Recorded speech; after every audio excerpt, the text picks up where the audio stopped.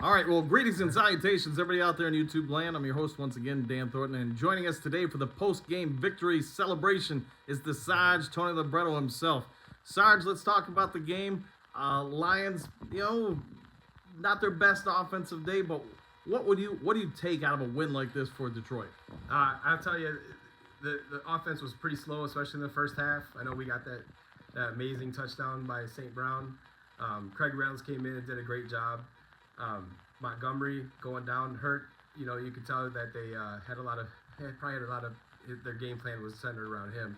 But hey, they did what they needed to win. The defense was the star of the show. 2 field goals is all they allowed, and they Baker Mayfield couldn't do anything. And Evans and Godwin, the great two, they had a lot of catches, but they didn't really go anywhere with them. You bring up a great point about the defense. I mean, obviously we're used to kind of Blitzburg out of Detroit that, you're getting tons of sacks. But Mayfield, especially in the second half, took a lot of hits under a lot of pressure. Mm-hmm. You saw a bunch of errant throws, especially on the end when they were forcing things. But you get a road win like this, 3-1 against 4-1. Detroit's now 5-1, and very good possibility that we're tied for the first seed by the end of the day. So, if you're Dan Campbell, what do you make of this stretch as the Road Warriors now winning 7 out of 8 games? Yeah, I mean, what a difference the last few years. After losing so many road games, remember the mid 2000s. I mean, it was a record of losing, and now we can't lose on the road. It seems like. So, with Campbell, he's just got to keep. I think he's got it ingrained in him every week that they have to keep the hammer down. They can't let up. They can't get sloppy. They can't start thinking that they're better than they are, kind of thing. Even though we know they're good, but they can't get big heads, is what I'm saying. So definitely keep them in line. I mean, we still have a huge game next week. It's going to be tough. Baltimore is not Tampa Bay. They do have a better offense. Not great, right? But they do. But they have Lamar Jackson. I would say is probably better than Baker Mayfield, right?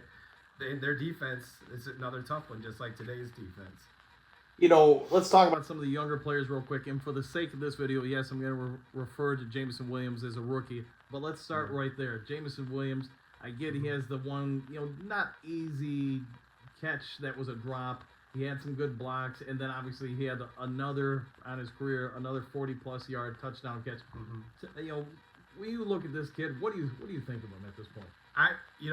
He still looks a little rusty out there, but it's his second game coming back, and he did have some time in the injury while he was suspended, so I don't know how much he was actually able to do. I still have faith in him. I think he's going to be a great player. That the one that he looked like he dropped. It was kind of a wobbly pass, and he did have to come back for it, which is hard to do. He did. So give a little credit there. The touchdown catch, was not an easy catch. So can you hear it now? They're saying turn the mic on. Sound stinks. All right. Well, not much I can do about it. Sorry. All right. How's that? Any better? Yeah, I did say Jameson would get one today, but all right, let's keep going. So Jameson, hopefully this is a sign of things to come here. But now let's also talk about Campbell, Jack Campbell. I thought he got probably the most amount of snaps he's gotten all season long. Oh yeah. So this kid, they moved him around a lot. They had him blitzing sometimes a lot in coverage. Talk about his play real quick. I think he's really working his way into that lineup. I think he's going to eventually be starting and playing more and more. He had a lot of great tackles today. He really looked like he was all over the field, like what we thought he would be doing at the beginning of the year. I think his vision. I think the game's starting to slow down for him. How they say rookies, this game's too fast for him a lot of times. It definitely looks like it's slowing down for him. And then I think we can all talk about Aaron Glenn. I get after the Seattle game, everybody kind of yelling, screaming about him, talking about, hey, he needs to be fired, beheaded, go Nell Stark on him, just cut his head off in front of the entire town. But let's also now give him some praise. Last year, the second half of the season, when we go on the run, the defense clearly improves. This season, other than the Seattle game, this defense has looked pretty good. Talk about their performance. Today, they got a pick off. They got an interception first drive of the game, which led to points, and They never really let off the gas. I know they didn't get a lot of pressure on Baker Mayfield till the end, like the fourth quarter. They kind of came along. They got the one sack was all from Julian Okwara, but they're not giving up big plays. Right. They're not giving up touchdowns. This is not the first game this year that they didn't give up a touchdown. So I think this defense is really coming together. First game of the year, first couple of games of the year, we talked about it. Secondary had a lot of communication problems. It doesn't seem to be the case anymore. I don't know what they did to adjust that, but they're playing better. They're playing pretty good. Still, Sutton had a great game today. I think he's definitely a lockdown number one corner. And the other guy, Jerry Jacobs, we didn't see him make a lot of plays today, but again, he didn't give up any plays either. Right. You know, he wasn't getting beat deep or anything. So I think he's coming a long ways the last few games. You know, all week long on Lions Talk Live, we've been talking about, I thought the key would be our offense versus their defense and blitz pickup. The first half, you could tell, we struggled with that. We struggled with it big time. But talk about the second half. You know, what did you see out of that offense, our offense that is, that really turned them, you know, seemed to kick on in the second half and really seemed to just take control and own the Bucs defense? Well, they made a lot of good adjustments at the half. They started letting the because the Tampa Bay was bringing 5-6 guys a lot, and so they finally started doing, you know, quick passes into the flat or screen passes. You know, when the first drive of the second half, they threw that screen pass to St. Brown. It was great. So you know, they adjusted. They let the defense suck themselves in, and they would just throw it out to the wings. So I think that was a huge adjustment. Not relying on Montgomery maybe was a benefit for him in the second half because they had to start thinking out of the box, you know, pun intended. So, and it worked for him. You know, I'll just say this, a huge win for Detroit. Obviously, everybody was a little guarded about this one, but a big test once again for Dan Campbell and the Detroit Lions.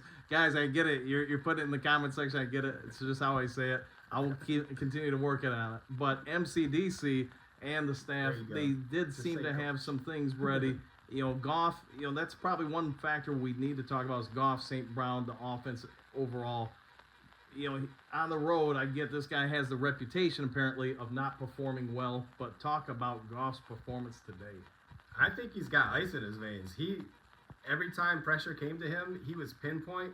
We watched some of these passes where, like, we didn't even see the receiver in all of those people's, all the creamsicle jerseys around, and then you see St. Brown catching it or Reynolds catching it.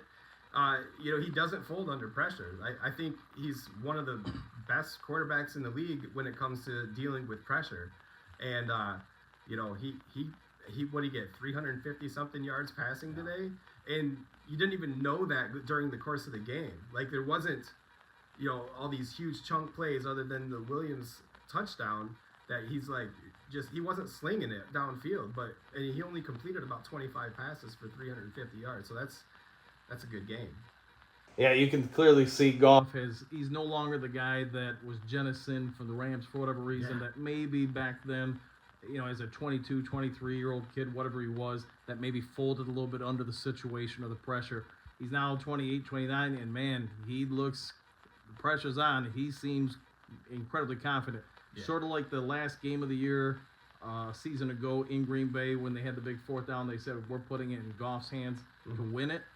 They did it. And then today, you and I were talking about it. I know I was calling for one place just to chew that clock, but the coaching staff, heck no. They were giving it to Goff and letting him throw it away. So throw us to victory. So we're going to wrap this up. My arm is getting a little tired from holding up this phone for 10 minutes. But, hey, I think we all agree if you're a Lions fan, it's a heck of a day and another sign this team really could be. And I'd say at this point, they probably should be considered one of the top 5 teams in the NFL, let alone the NFC. So if you haven't yet subscribed to Lions Talk Live, you know the drill. Go ahead and hit the button, hit the like button, all that jazz.